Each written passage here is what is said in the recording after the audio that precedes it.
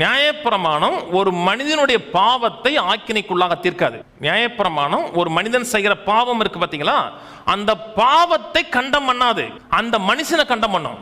கிறிஸ்து என்ன செஞ்சார் என்றால் பாவத்தை கண்டம் பண்ணுகிறார், அந்த மனிதனை விடுவிக்கிறார். கண்டம் பண்ணுகிறார் என்றால் அதில் உயிர் பெறாத அளவுக்கு அடிச்சு நொறுக்கி அதை செயலிழக்க பண்ணுகிறதா கண்டம் பண்றது.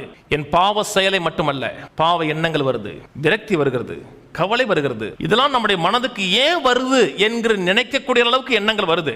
அந்த பாவம் தேவ சமூகத்துக்குள்ள அது உயிர் பெற்று நின்று அந்த பாவம் உங்களுக்கு விரோதமாக நின்று பேச முடியாது. அன்புள்ள பிதாவே, இயேசு நாமத்தில் வருகிறேன்னு சொல்லும் பொழுது உங்க பாவம் தேவ சமூகத்துக்கு முன்பாக நின்று, நீங்க செஞ்ச பாவம், நினைச்ச பாவம்லாம் தேவ சமூகத்துக்கு நின்று, இவன் பாவம் செஞ்சிருக்கான், பாவம் எண்ணி இருக்கான், இவன் தேவ சமூகத்தில் வருவது தகுதியற்றவன், தேவனோட ஆசீர்வாதத்தை பெற தகுதியற்றவன், தேவனோட தயவை பெற தகுதியற்றவன் சொல்ல முடியாது. அது சொல்லக்கூடாதுங்கிறதுக்காக அதை கொண்டுட்டார், உங்களை உயிர்ப்பிச்சிட்டார். இது நியாயப்பிரமாணம் செய்யாது. நியாயப்பிரமாணம் உங்களை காலி பண்ணிடும், தேவன் பாவத்தை காலி பண்ணிட்டு உங்களை வாழ வச்சிட்டார்.